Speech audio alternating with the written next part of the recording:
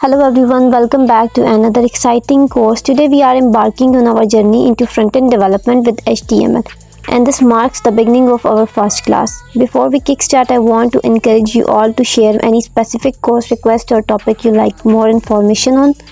Leave a comment and I'll do my best to address your request and create a video dedicated to that topic in the near future.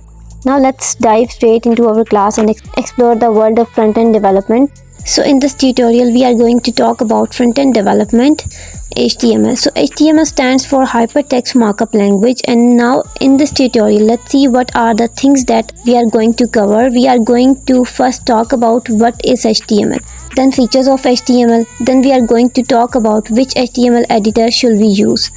Then we are going to talk about HTML skeleton, or also known as boilerplate. Then how to write comments, what are the elements, what are the basic tags, and finally we will conclude this session web attributes.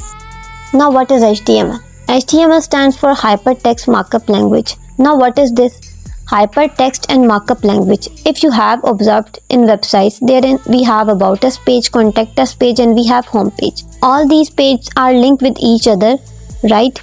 So this linking between the web page, it is called what? Hypertext. Now if you click on one, let's suppose you are on home page and now we go on to about page, right?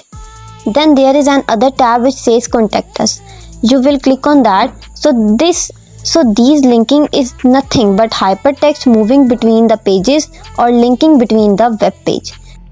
As we all know, a website is nothing but a collection of web pages, right? So what is this markup language? So it is a text between tags. We will talk about these tags in the future, in future slides of this course, right? So we'll talk about what tag is, what a tag means. Okay, so the text between these tags which defines the structure.